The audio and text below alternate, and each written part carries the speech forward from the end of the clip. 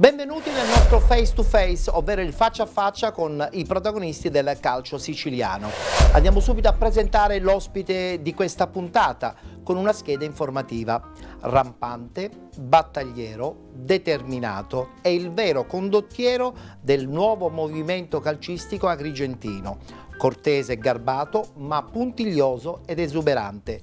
A face to face con noi Luigi Monreale. Ben trovato, Presidente. Buonasera, grazie per l'invito e per l'ospitalità. Allora, Presidente, attenzione, 7 domande per cercare di capire anche un po' la sua personalità, il suo modo di intendere il calcio e non solo, tra l'altro. Guarda caso, la prima domanda si avvicina un po' alla scheda che abbiamo preparato. Di lei dicono praticamente tutto quello descritto appunto nella scheda introduttiva. Ci si rivede oppure aggiungerebbe o toglierebbe qualcosa? Ma no, diciamo che sostanzialmente mi rivedo un po' in quelle che sono gli aggettivi che lei mi ha gentilmente attribuito. Però ecco, probabilmente se devo trovare una nota un pizzico negativa su di me è che mi manca un po' di esperienza, perché io è da soltanto 5 anni che mi sono affacciato. Che sembrerebbero pochi però, Presidente, ma invece sono già abbastanza, Diciamo che un po' mi hanno forgiato questi 5 anni, soprattutto per, diciamo, il percorso calcistico che abbiamo fatto, devo dire foriero di successi, perché noi siamo partiti dalla terza categoria e nel giro di 5 anni ci stiamo ritrovando in questa fase a sfiorare il torneo di eccellenza. Sottolineando tra l'altro che l'Aragona ha una storia però, Sì, perché l'US Aragona nasce nel 1966, quindi abbiamo da poco compiuto 60 anni di storia. E quindi a me fa piacere avere proseguito il percorso che i nostri avi hanno messo in piedi con tanti sacrifici nel tempo, e sono contento di cercare di rappresentarli al meglio e rendere onore alla loro memoria in questo modo.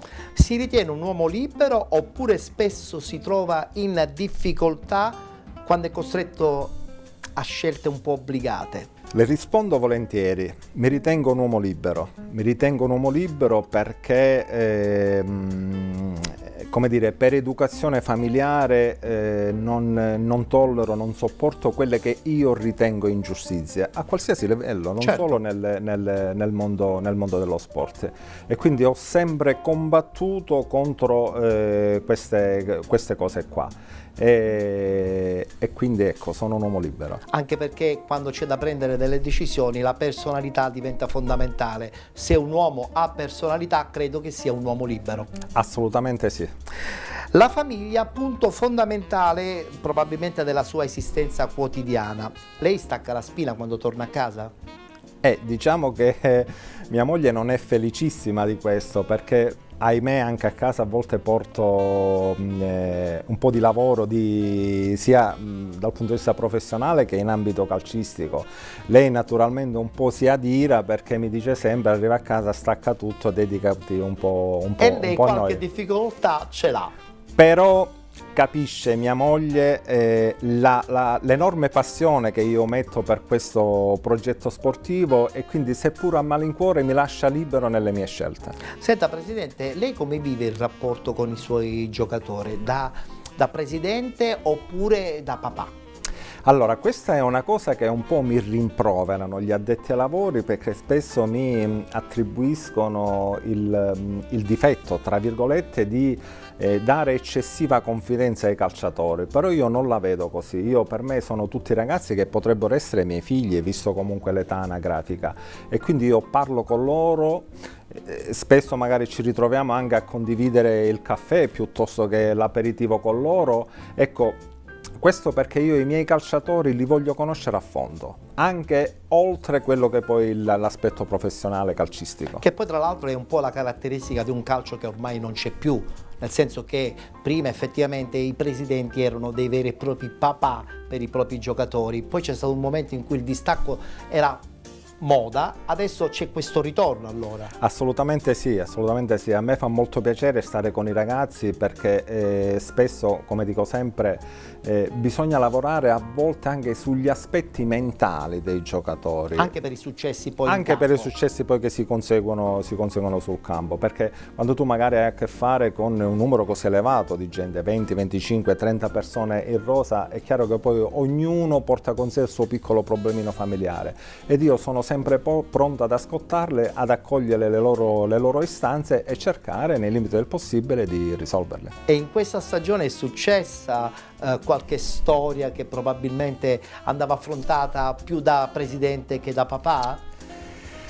È un po' cattivella questa domanda. Questa è una domanda un po' capziosa, come dico io, no?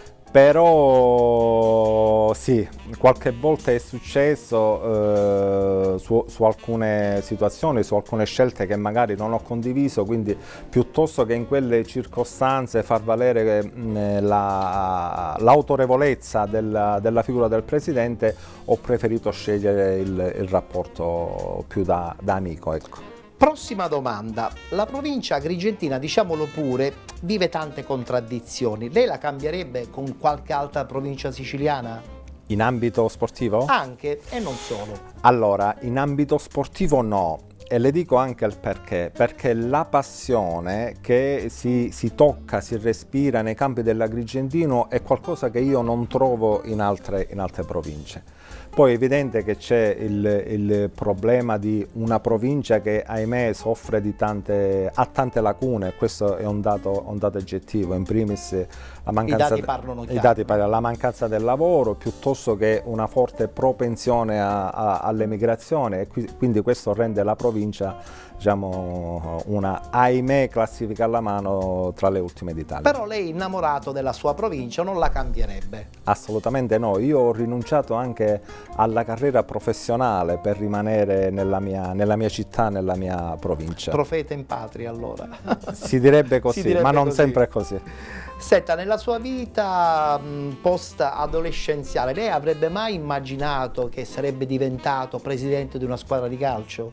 Ma di fatto io, guardi, porto il testimone di questa cosa perché lo ha fatto mio zio Alfonso Monreale Buonanima, nel tempo lo ha fatto mio papà, lo ha fatto mio cugino Filippo Collura che ricordo. Quindi è una tradizione che continua. E quindi gioco forza eredito un po' questa cosa È un qua. virus? È un virus abbastanza pesante poi da gestire e anche magari in prospettiva abbastanza impegnativo.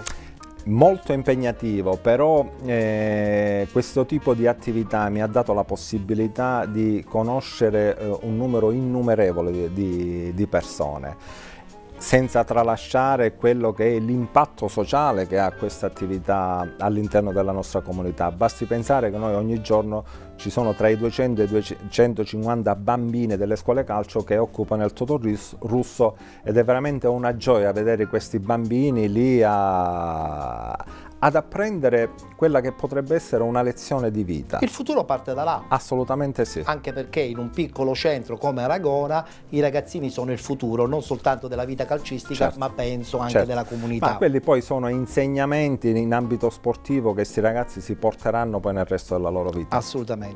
È un presidente che vive la partita in solitudine e quindi praticamente in disparte, oppure in prima linea con un coinvolgimento anche forte, personale? La ringrazio per questa domanda perché io le partite della mia squadra preferisco viverle in solitudine, macinando non so quanti chilometri, ma mi allontano. Sono pochi i presidenti che vivono così la partita. Ma mi allontano sempre da quello che diciamo è il pubblico e le spiego anche il motivo, perché durante la gara non riesco a tollerare magari le critiche che possono arrivare dagli sportivi, dai tifosi, quindi io mi esolo, mi assento ed in quel momento riesco a gustarmi la gara per come voglio. E questa cosa succederà magari anche con il proseguo della sua carriera, magari in altre categorie un po' più impegnative.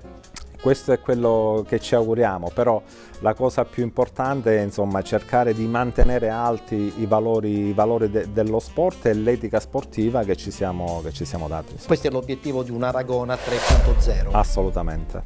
Bene, grazie Presidente per essere stato presente nel nostro face to face. La ringrazio davvero. Grazie. Noi ci fermiamo qui, grazie per essere stati con noi, appuntamento al prossimo.